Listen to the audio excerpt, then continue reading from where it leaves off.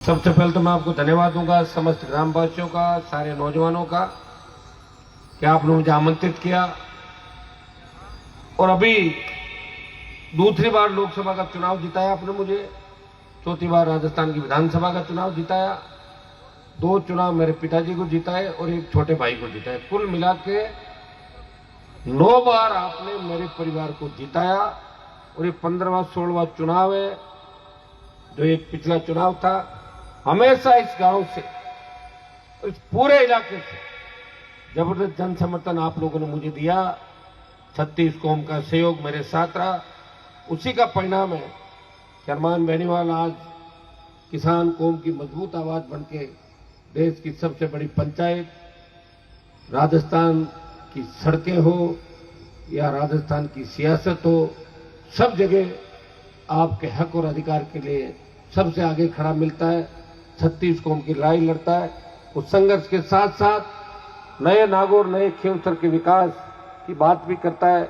नौजवानों को रोजगार मिले, किसान का कर्जा माफ हो, फ्री बिजली, सशक्त लोकायुक्त, टोल मुक्त राजस्थान की बात अगर कोई पार्टी करती है तो राष्ट्रीय लोकतांत्रिक पार्टी है, जो राजस्थान का पहला मान्यता प्राप्त दल है।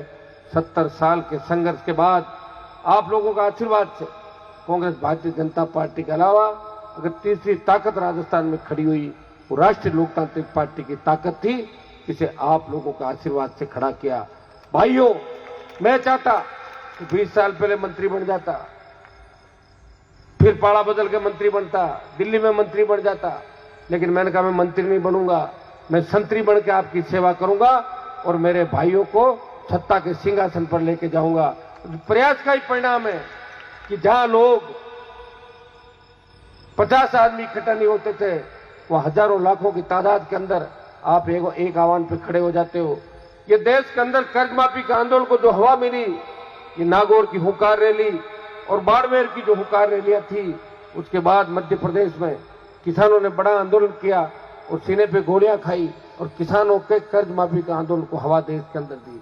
आज हिंदुस्तान की सबसे बड़ी पंचायत के अंदर अगर किसान कर्ज माफी की बात मजबूत से कोई सांसद करता है, वो आपका सांसद है, जो पिछली बार भारतीय जनता पार्टी के साथ गठबंधन में था, 25 सीट लेके गया। और इस बार तो भारतीय जनता पार्टी से नाता टूटा तो बीजेपी के नेताओं को दिल्ली में कहा था मैं तुम्हें सबक सिखाऊंगा, और भाजपा की सीटें 25 से 14 पे राजस्थान के अंदर आ गई थी। तो कांग्रेस पार्टी के अंदर गुटबाजियां नहीं होती तो 5-6 विकेट और उड़ जाते। मैं आपके लिए लड़ाई लड़ रहा हूं। आम आदमी की सत्ता में भागीदारी कैसे हो?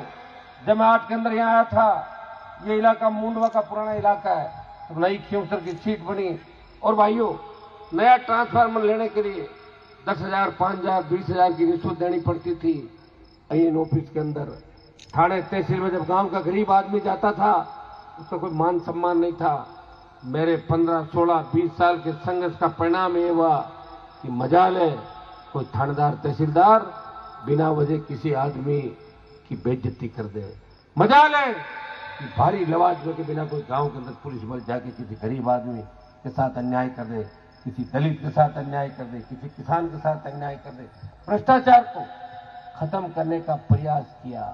मैं ये नहीं कहता मैंने भ्रष्टाचार को खत्म कर दिया, क्योंकि कलम की ताकत मेरे हाथ में नहीं आई, जनता की ताकत मेरे साथ है और जनता की ताकत से हमेशा सरकारों को झुकाया।